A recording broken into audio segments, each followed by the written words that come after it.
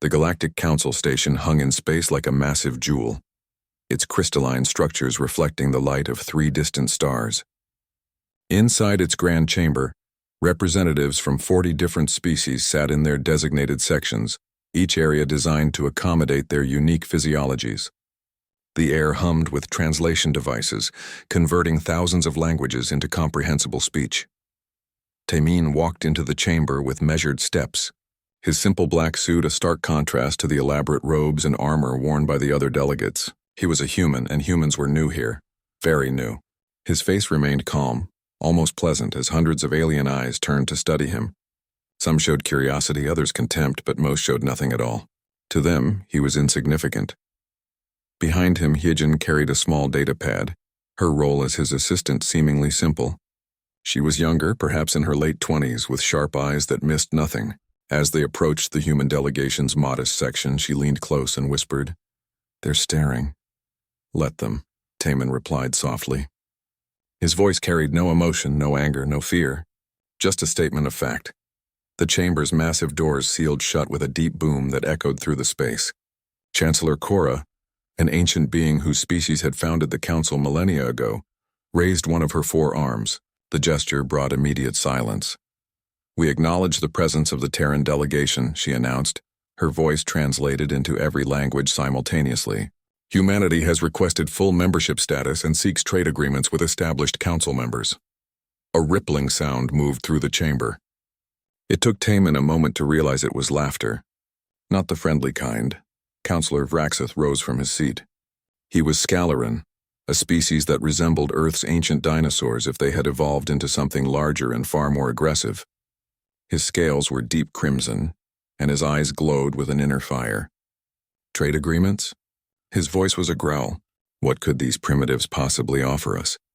They have barely left their own solar system. Their technology is centuries behind our most basic tools." Tamin remained standing, hands clasped behind his back. "We offer innovation," he said clearly. "And friendship." More laughter. Vraxith descended from his platform, his massive form moving with surprising grace. He approached the human section, each step deliberate, meant to intimidate. "Innovation? You learned space travel by copying our discarded engine designs. Friendship? We do not befriend children."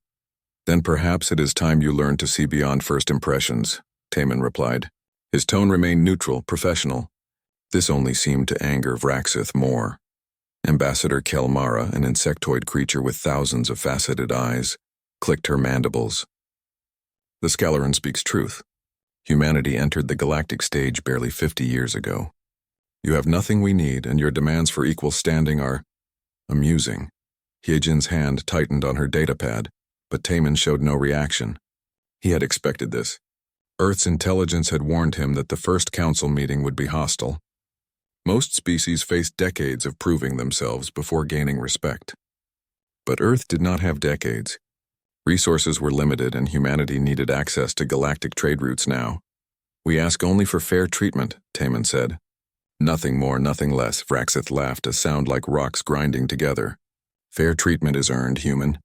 Your species has earned nothing." He moved closer, now standing directly in front of Tamin. The size difference was staggering. Vraxith towered over him, easily 3 times his mass, his clawed hands capable of crushing bone with minimal effort. "Step back, Counselor," Tamin said quietly. "You're violating diplomatic protocol." "Protocol?" Vraxith's eyes blazed. "You dare speak to me of protocol? Your people are insects. Worse than insects. At least insects know their place." He reached out with one massive hand and shoved Tamin backward. The chamber went silent. Hyejin started to move forward, but Tamin held up one hand, stopping her. He straightened his suit jacket and took one step back toward Vraxith. "That was a mistake," he said simply. Vraxith struck him. The blow was casual, almost lazy. A backhand across the face that sent Tamin stumbling. Blood appeared at the corner of his mouth. The other delegates watched. Some leaned forward with interest.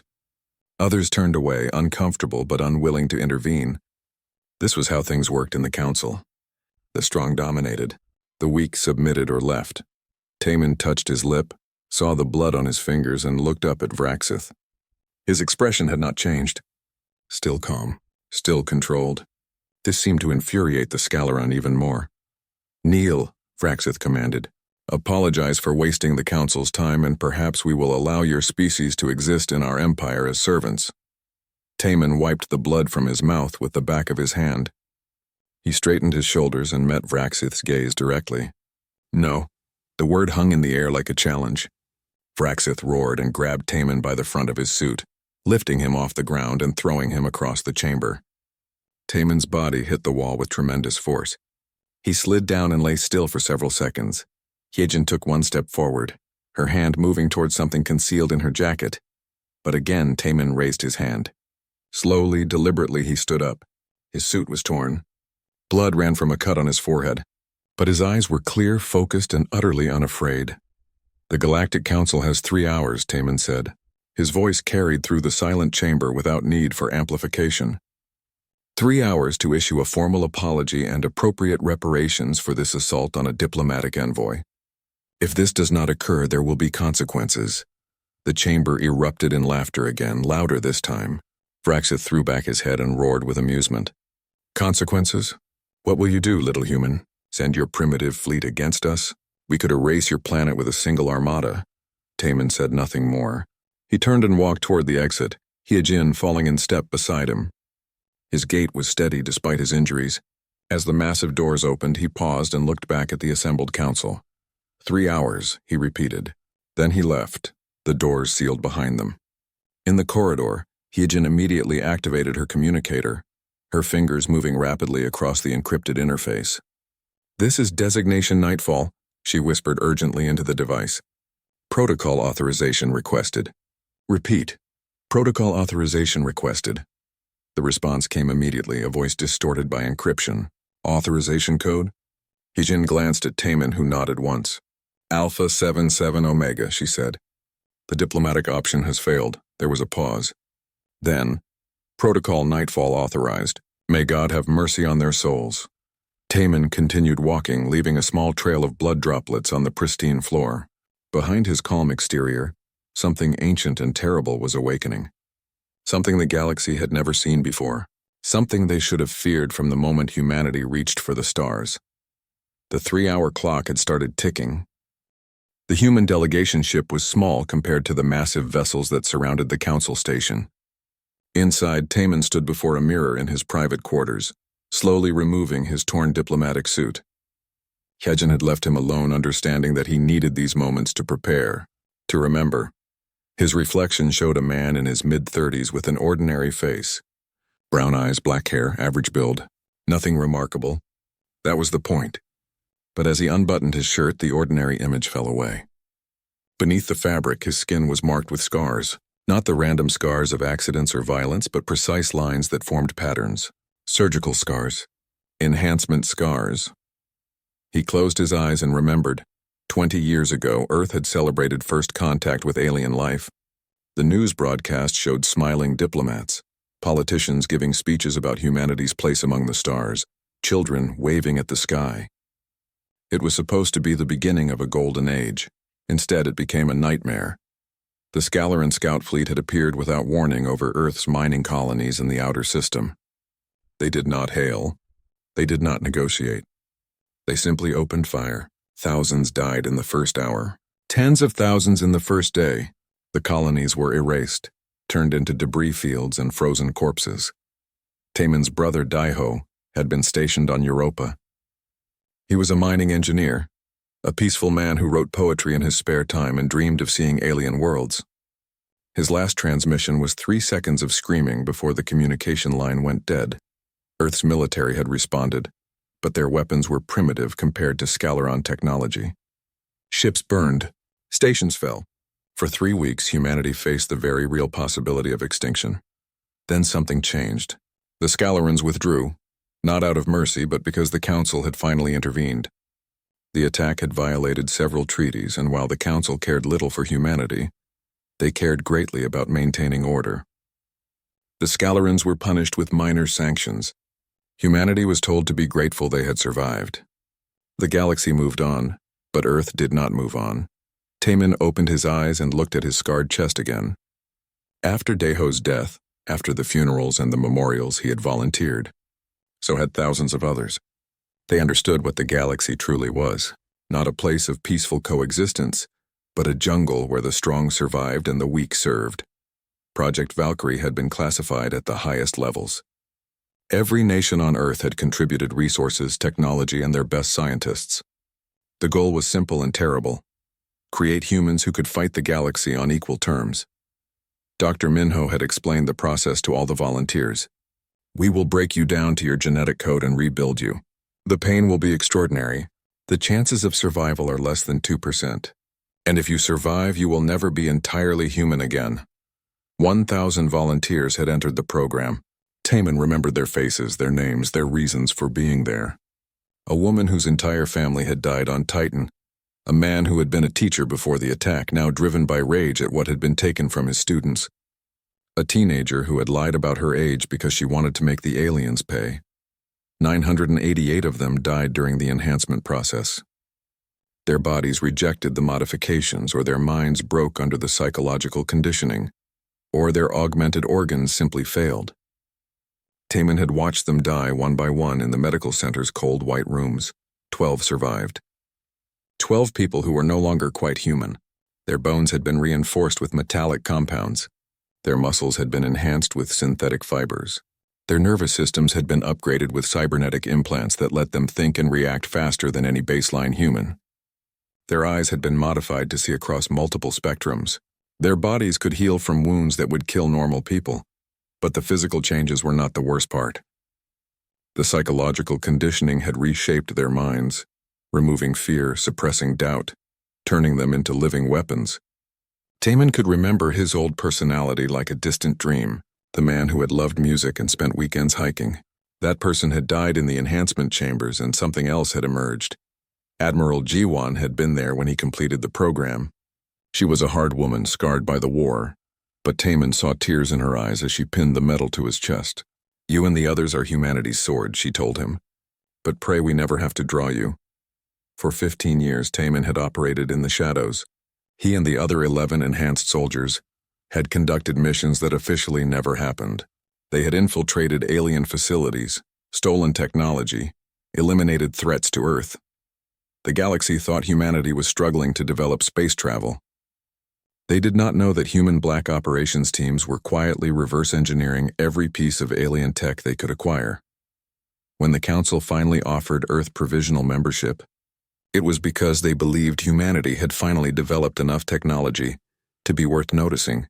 They did not realize they were looking at their own stolen innovations, refined and improved by human ingenuity. Admiral Jiwan had called Taman to her office 6 months ago. "We need someone to represent us at the Council," she said. "Someone who looks harmless. Someone they will underestimate." "You want me to play diplomat?" Taman had asked. "I want you to be our insurance policy," Jiwan replied. "Show them the peaceful face. But if they push too far, if they threaten us again, I want them to see what we've become." Now standing in his quarters, Taman touched the scars on his chest. Each one represented a piece of his humanity he had sacrificed. For Earth, for the memory of his brother, for the hope that future generations would not have to make the same sacrifice. He opened a sealed container and removed what appeared to be a simple black bodysuit. To any scanner, it would read as normal clothing, but woven into the fabric were reactive armor plates, weapon systems, and enhancement interfaces that connected directly to his cybernetic implants. Yejin entered without knocking. She had changed into combat gear as well, though her enhancements were far less extensive than his. She was intelligence, not assault. 2 hours and 40 minutes remaining, she said. Vraxith just sent a message to the Council.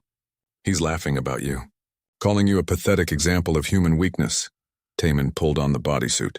It conformed to his body, activating its systems with a faint hum only he could hear. "Good," he said quietly. "Let him laugh. Let them all laugh. The other 11 are standing by," Hijin continued. "If you give the word, they can be here in 6 hours." "No," Taman said. "This is my responsibility. My mission." He looked at her directly. "Besides, the galaxy needs to understand something important. They need to know that even one of us is more than they can handle." Hijin nodded. She had seen him fight before. She knew what he was capable of. Sunwoo is in position on the station. He's already mapping security systems and guard rotations. When you're ready, he'll open the doors. Taman sealed the bodysuit and checked his weapons. Hidden in plain sight, available at a thought. He looked at himself in the mirror one last time. Still ordinary looking. Still forgettable. The perfect disguise for what he truly was. "Tell Admiral Jiwan that Protocol Nightfall is active," he said, "and tell the fleet to be ready. If the Council responds with force, we respond with annihilation." "Understood," Yejin said. Then more softly, "Daeho would be proud of you." Taman closed his eyes for just a moment. "Daeho would hate what I've become," he said. "But he would understand why it was necessary." The communicator chimed. A message from the Council. Taman activated it and Vraxith's face appeared, still laughing. "Human," the Scalaran said mockingly. "The Council has discussed your pathetic demands. Here is our response. We do not apologize to prey animals. Return to your primitive world and be grateful we allow you to exist." The message ended. Taman stood in silence for a long moment. Then he smiled. It was not a pleasant expression. "Time to teach them," he said softly, "what prey animals can do when they evolve." His eyes began to glow with a faint blue light as his combat systems activated. The hunt had begun. The Galactic Council Station was a city in space, home to over 50,000 beings from countless species. Its security was considered the best in the galaxy, staffed by warriors from races that had fought wars for thousands of years. Captain Borum, who commanded the security forces, had served for 30 years without a single major incident. She was Kryn, a species known for their tactical brilliance and unshakable calm. That calm shattered when her sensors detected an unauthorized presence in Sector 7. "Single intruder," her second-in-command reported, moving through the maintenance corridors. "No identification signature." Borum studied the tracking display. "Send a patrol. Standard containment protocol." The patrol consisted of 6 guards, all heavily armed and trained. They reached the maintenance corridor within 2 minutes. Their body cameras transmitted everything back to the command center. Borum watched as they spread out in standard formation, weapons ready, moving through the dimly lit passage with professional precision. Then the cameras went dark. "All 6 simultaneously, report." Borum barked into the communicator. Static. She switched to the backup channel. "Patrol 7, respond immediately." A voice came through, weak and pained. "He's not normal. Something's wrong with him. He moved too fast. We didn't even see." The transmission cut off. Borum felt a chill run down her spine. She had fought in 3 wars and survived encounters with some of the galaxy's most dangerous species. Her instincts, honed over decades, were screaming warnings. "Seal Sector 7. Deploy response teams Alpha through Delta. And someone find out who that intruder is." In the sealed sector, Taman stood among 6 unconscious guards. He had moved through them like wind through grass, his enhanced speed making their reactions seem frozen in time. Not one had managed to fire their weapon. He had struck them with precise blows that shut down their nervous systems without causing permanent damage. They would wake in a few hours with terrible headaches, but nothing worse. He did not want to kill anyone. Not yet. But he needed them to understand what they were facing. His cybernetic eyes scanned the corridor ahead, seeing through walls, detecting heat signatures, mapping the entire station in real time. Sun Wu's voice came through his earpiece, encrypted and secure. 20 guards incoming, heavily armed. They're sealing every exit. Good, Taman replied. I need them to commit more forces. You're insane, Sun Wu muttered, but there was admiration in his voice. I'm opening access to the central atrium. It's a large open space. Room to maneuver. Taman moved silently through the corridors, avoiding the main forces, allowing them to track him just enough to follow.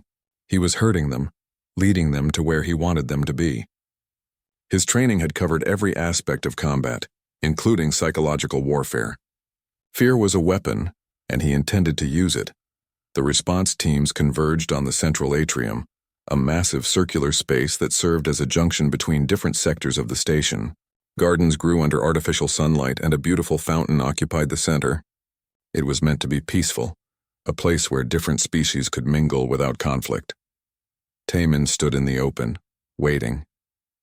His bodysuit had activated its armor plating, making him look more formidable but still clearly human. Small, unimpressive compared to the warriors surrounding him. Commander Thex led the response force. He was a decorated soldier from a race called the Ven. beings who stood nearly 3 meters tall and were covered in natural armor. He had fought in the frontier wars and personally killed hundreds of enemies. A single human did not concern him. "Surrender," Thex commanded, his voice amplified to echo through the atrium. "You are surrounded. There is no escape." Taman looked around at the 200 soldiers forming a ring around him. Each one was armed with weapons that could punch through steel. Each one was a trained warrior. In any conventional sense, he had no chance. "I'm not here to escape," Taman said calmly.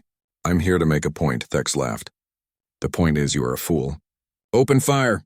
The order came, but Taman was already moving. His enhanced reflexes kicked in and the world seemed to slow around him. He could see the energy weapons charging, could track the trajectory of each shot before it fired. His body moved on pure instinct, trained by years of combat and enhanced by technology that turned him into something beyond human. He wove through the incoming fire like a dancer, each movement precise and minimal. Energy bolts passed so close they singed his armor but did not connect. He reached the first group of soldiers before they could adjust their aim. His strikes were surgical, targeting nerve clusters and weak points in their armor. 3 guards dropped in as many seconds. Thex watched in disbelief as the human moved through his forces like they were standing still. "Concentrate fire, sector by sector. Don't let him—" Taman was already behind the next group. He grabbed a weapon from a fallen guard and used it in ways its designers had never intended, turning it into a close combat tool. He did not kill. Every strike was controlled, measured, designed to disable without permanent harm. But the effect was devastating. Captain Borum watched the battle through dozens of camera feeds, her tactical mind trying to process what she was seeing. "This isn't possible," she whispered. "No single being can move that fast, can predict that accurately." Her second in command was frantically analyzing the data. "Captain, I'm detecting multiple cybernetic signatures. Enhanced nervous system, reinforced skeletal structure, synthetic muscle fibers. This isn't a normal human. This is a weapon." On the battlefield, Taman used the environment to his advantage. He vaulted off the fountain, using its height to gain aerial advantage. He slid under benches, using them as cover. He turned the peaceful garden into a maze that only he could navigate at full speed. The guards tried to adapt, tried to work together, but they were fighting something they had no framework to understand. Commander Thex, seeing his forces falling one by one, charged directly at the human. He was powerful, fast for his size, and experienced. His blow should have crushed Taman's skull.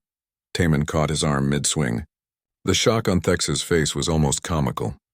Taman twisted, used the commander's own momentum against him, and threw the 3-meter-tall warrior across the atrium. Thex crashed into a group of his own soldiers, taking them down like bowling pins. "Is this the best the council has?" Taman called out, his voice carrying clearly. 200 warriors and not one can touch me? Your arrogance made you weak. You forgot what it means to face someone who fights for survival." He continued moving, disabling guard after guard. Some tried to flee. He let them go. The fear they would spread was useful. Others tried to coordinate attacks, but his cybernetic implants let him process tactical information faster than their communication systems could transmit it. He was always 3 steps ahead. In her command center, Captain Borum made a decision. Evacuate all non-essential personnel from this sector, and send a priority message to the council. They need to know what's happening here. Sun Wu's voice came through Taman's earpiece again. "You've been fighting for 8 minutes. 173 guards disabled. 0 fatalities. Taman, the entire galaxy is watching this. The security feeds are being broadcast. Taman had known they would be. That was part of the plan. Let them see. Let them understand." The last group of soldiers backed away, their weapons lowered. They had seen enough. Their comrades littered the beautiful atrium, groaning and unconscious but alive. And standing in the center, barely breathing hard, was a single human. Commander Thex struggled to his feet, one arm hanging uselessly. "What are you?" he demanded. Taman walked toward him slowly. "I'm what you created," he said. "You attacked us. You mocked us. You thought we would stay weak forever. But humans are survivors, Commander. We adapt, we evolve, and when you pushed us, we pushed back." He stopped in front of Thex. "Go tell the council that this was a demonstration. I could have killed every warrior here. I chose not to. But if they continue to disrespect humanity, If they continue to threaten us, then next time I will not be so merciful, and there are 11 more like me waiting for orders. Thek stared at him with something close to respect in his eyes. The council will never accept this. They will send armies. Let them, Taman said simply. He turned toward the exit that would take him to the council chambers. I have an appointment to keep. Captain Borum watched him walk away on her monitors. She had fought her entire life, had commanded thousands of soldiers, and in 8 minutes a single enhanced human had taught her that everything she thought she knew about combat was outdated.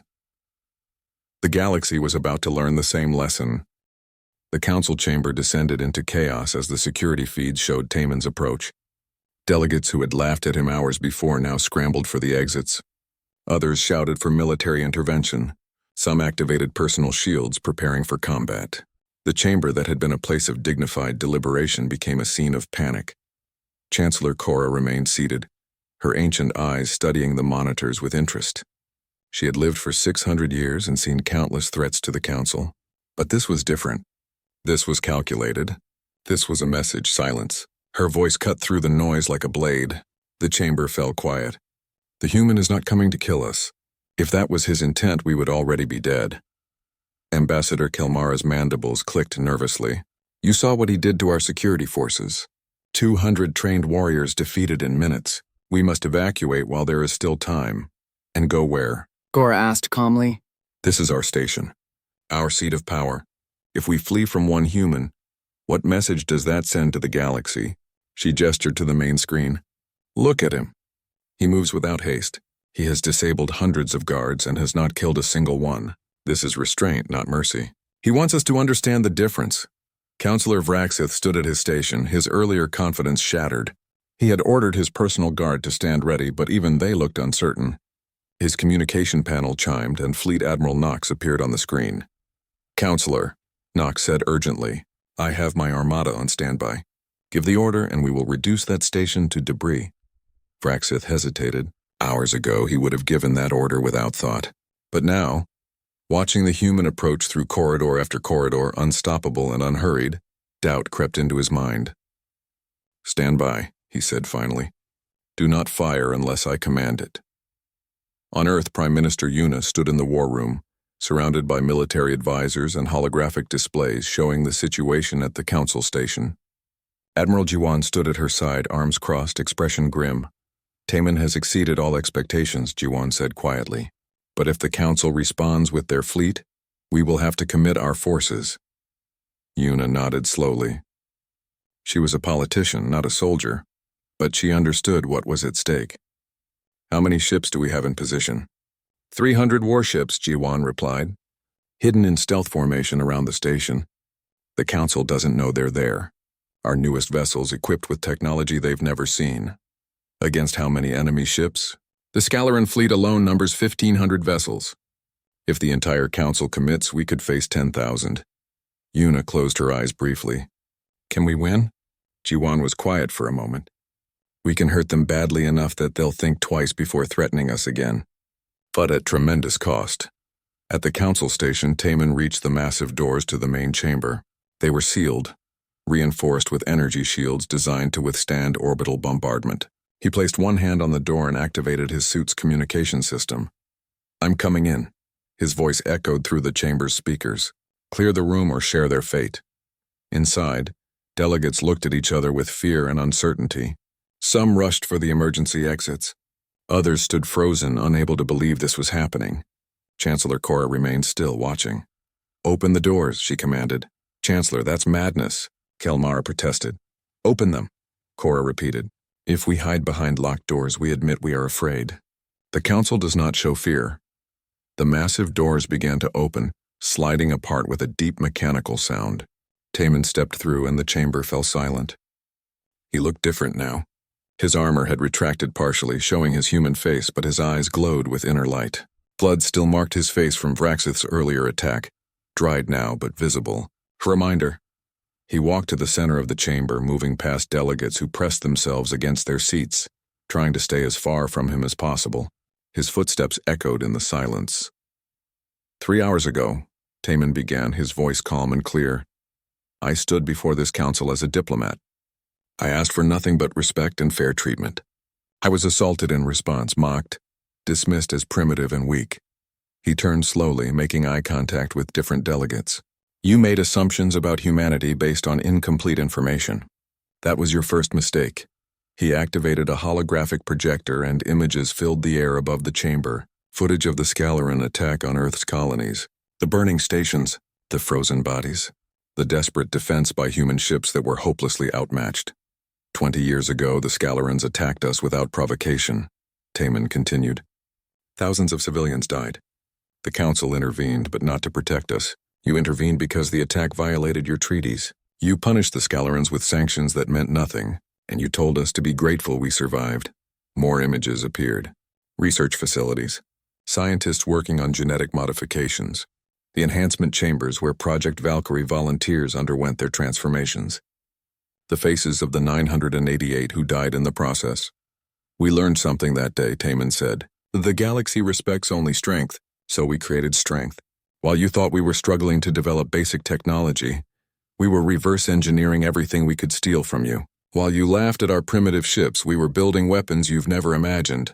And while you saw me as a harmless diplomat, you missed what I truly am. He gestured to himself. I am one of 12. 12 humans who volunteered to become something more than human, to protect our species from ever being victims again. The process nearly killed us all. But we survived, and we became your worst nightmare. Vraxith found his voice, though it shook. You are threatening the Council? One human against the entire galaxy? Taman looked at him directly. I'm not threatening anyone. I'm educating you. You assaulted me because you thought I was powerless. You were wrong. You laughed at humanity's demands because you thought we had no leverage. You were wrong about that too. He activated another holographic display. This one showed space around the Council station. Empty at first glance. Then the display shifted frequencies, and suddenly 300 human warships appeared, their stealth systems revealed. The chamber erupted in shocked gasps and angry shouts. Delegates who moments before had been pressing against their seats now stood, pointing at the display, demanding explanations. How long? Chancellor Cora asked quietly. They've been there since before my diplomatic ship arrived, Taman replied. Waiting, watching, ready to respond if this meeting went badly. He looked around the chamber. It went very badly. At that moment, Fleet Admiral Knox made his decision. He had watched the humans display and seen it for what it was, a threat. His pride, his decades of military service, his absolute certainty in Scalaran superiority, all demanded action. All ships, he commanded, target the human vessels. Prepare to fire on my mark.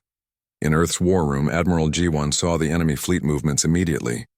They're powering weapons, she reported to Prime Minister Yuna. Targeting our ships. Yuna felt the weight of billions of lives pressing down on her shoulders.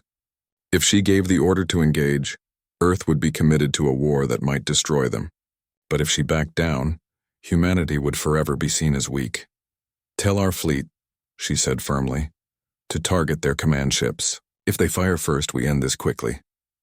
Back in the Council chamber, Taman received the alert through his cybernetic implants. Admiral Knox has positioned his fleet to attack, he announced. He believes Scalaran military superiority will carry the day. He smiled coldly. Let's test that theory.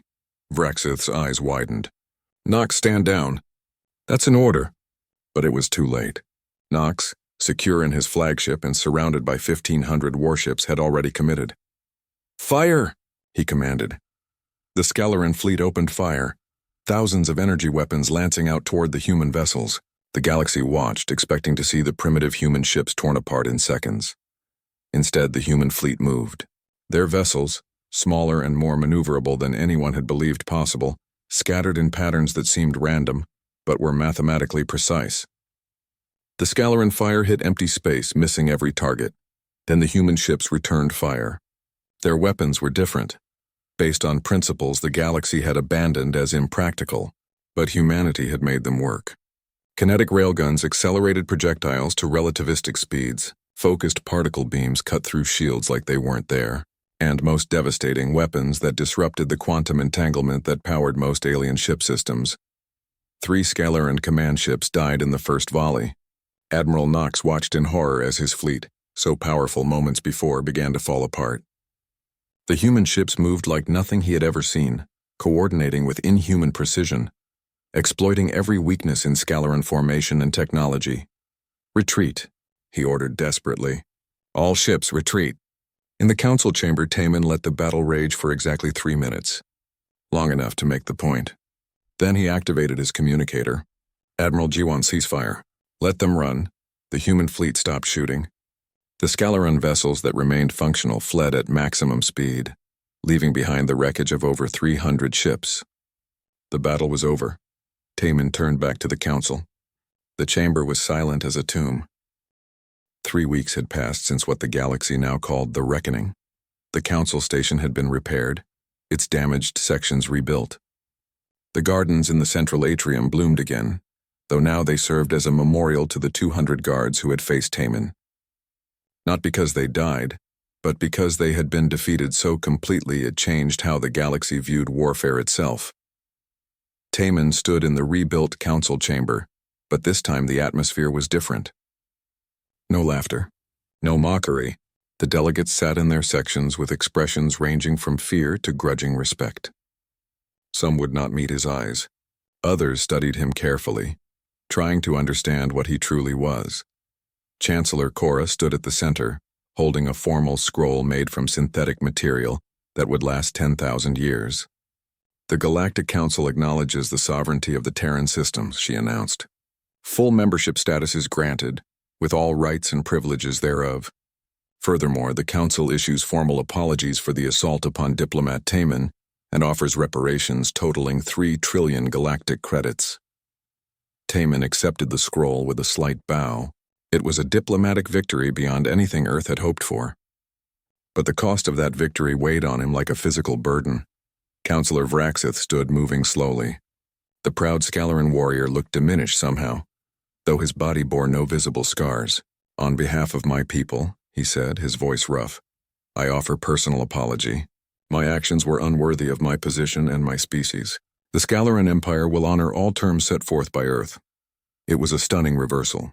3 weeks ago, Vraxith had thrown Taman across the room like garbage. Now he stood before the entire galaxy, humbled.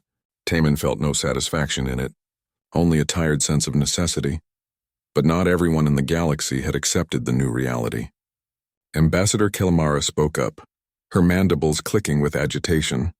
"The Council recognizes Earth's military capabilities," she said carefully. "But power alone does not grant legitimacy. Many species question whether humanity can be trusted. You have shown us you can destroy. Can you show us you can create? Can you show us you can cooperate?" It was a fair question, and Taman had expected it. "Earth did not seek this confrontation," he replied. "We came here seeking peace and partnership. We were forced to reveal our capabilities only after being attacked. But yes, Ambassador, we can create. We can cooperate. And we will prove it." On Earth, in the capital city, crowds gathered to watch the proceedings on massive public screens. Prime Minister Yuna stood at her office window, looking down at the celebrating masses. Admiral Jiwan entered quietly and stood beside her. "They're calling Taman a hero," Jiwan said. "Parades are being planned. Children are wearing toy versions of his armor. And how does Taman feel about that?" Yuna asked. "He hates it," Jiwan replied. "He's asked to be recalled. Says the mission is complete." Yuna turned to face her. "Is it complete?" Jiwan was quiet for a moment. "We've gained respect through fear. But fear isn't friendship, Prime Minister. It's not trust. Every species in the Council is now calculating whether we're a threat to them. Some are calling for preemptive strikes against Earth before we become too powerful. Can they succeed? No, Jiwan said with certainty. Our technology has advanced beyond theirs in key areas. Our warriors are better trained, and we have 12 enhanced soldiers who are individually worth entire battalions." She paused. "But if we're not careful, we'll become exactly what they fear. Conquerors who use strength to dominate." Back on the council station, Taman returned to his quarters after the ceremony. Hyejin was there, packing equipment. She looked up as he entered. "The diplomatic mission is officially over," she said. "We can go home." Taman sat down heavily. The enhanced body that had carried him through hundreds of battles suddenly felt exhausted. "I hurt a lot of people, Hyejin. Guards who were just doing their jobs. Soldiers following orders. You didn't kill any of them," she reminded him. "You showed remarkable restraint." "Restraint?" He laughed bitterly. "I terrorized them. I made them feel helpless. I turned that beautiful atrium into a battlefield just to make a point. Yijin sat beside him. You protected Earth, that was your mission. You succeeded, at what cost? Taman looked at his hands. I remember who I used to be, before the enhancements, before the conditioning. That was kind once. I wrote poetry. I helped children learn science. That person is gone, killed by the same process that made me strong enough to defend his world. A soft knock at the door interrupted them. Taman's enhanced hearing had already detected the visitor. Come in, Chancellor. Cora entered, moving with surprising grace for someone so ancient. She studied Taman with her 4 eyes, each one seeing different spectrums of light. I wanted to speak with you privately, she said. May I sit? Taman gestured to a chair. You're taking a risk being alone with me. Perhaps, Cora replied. But I have lived long enough to know the difference between those who enjoy violence and those who endure it out of necessity. You are the latter. She folded her hands in her lap. I need to tell you something. Something the Council will deny if you repeat it. Taman waited. I knew Vraxith would attack you, Cora said quietly. I encouraged it, in fact. Not directly, but through careful manipulation of his pride and prejudices. Hyejin stood abruptly. You what? Cora remained calm. The galaxy needed to see what humanity was capable of, not through claims or demonstrations, but through action. If Taman had simply given his speech and left, the Council would have dismissed Earth again. But by provoking a response, by forcing you to reveal your true capabilities, I ensured that humanity would be taken seriously for generations to come. Taman felt anger rising, but also understanding. You used me. I used the situation, Cora corrected. The Scalorans truly did attack your colonies without Council approval. Vraxith truly is an arrogant fool who needed humbling, and Earth truly did deserve better treatment. I simply arranged circumstances so that all necessary outcomes occurred simultaneously. People were hurt, Taman said. My actions will have consequences. Yes, Cora agreed. But consider the alternative. Without this display, Earth would have spent decades fighting for scraps of recognition. Your colonies would have remained vulnerable, and eventually some species would have tested your defenses with something worse than diplomatic insults. She leaned forward. I gave you the stage to end that threat permanently. You chose to do so with minimal bloodshed. That speaks well of humanity's character. Taman was silent for a long moment. Finally he said, I still don't like being manipulated. Few do. Cora stood. But that is the nature of galactic politics. Every species here has earned their place through demonstrations of strength. The Scalorons through military conquest, the Kryn through tactical brilliance, the Ven through their unbreakable formations. Now humans have earned their place through adaptive evolution and strategic thinking. She moved toward the door. Use it wisely. After she left, Hyejin looked at Taman. Do you believe her? Every word, Taman replied, which makes it even more frustrating. A week later, Taman stood in a training facility on Earth, watching young cadets learn combat techniques. Among them was Jiho, a teenager whose parents had died in the Scaloran attack. The boy had scored highest in every test, his dedication absolute. During a break, Jiho approached Taman nervously. Sir, I wanted to ask, what's it like, being enhanced? Taman chose his words carefully. It's powerful. You become capable of things normal humans cannot imagine. But it changes you, Jiho. The process strips away parts of who you are. I can no longer feel fear, which sounds useful until you realize fear is what makes you careful. I process tactical information constantly, which means I can never truly rest. I am stronger than I ever was, but I lost the ability to feel entirely human. Would you do it again? Jiho asked. If you could go back? Taman thought about his brother. About Earth's children who could now grow up without fearing alien attacks. About the galaxy that had learned to respect humanity. Yes, he said finally. But I would mourn what I lost even more than I already do. Later, he met with Dr. Hana, his assigned counselor. She was one of the few people who understood what the enhanced soldiers had sacrificed. How are you processing the events at the council? She asked. I keep replaying it, Taman admitted, wondering if there was another way. Some path that didn't require violence and, Hana prompted, and I can't find one. The galaxy doesn't respect peaceful words from those they perceive as weak. We tried that approach for 20 years. It gained us nothing but contempt. He looked at her. Does that make me a monster? That I can justify what I did? It makes you practical, Hana said gently. But that doesn't mean you have to like what practicality required. The fact that you're questioning your actions, that you feel guilt for the pain you caused, means you're still human where it counts. In here. She tapped her chest. 6 months after the reckoning, Taman returned to the council station. This time the circumstances were different. Councillor Vraxith had requested Earth's assistance. A new threat had emerged in the border regions, an aggressive species that recognized no diplomatic protocols. They were attacking council shipping lanes, destroying trade vessels, threatening colonies. Vraxith stood before the council, his pride visibly warring with necessity.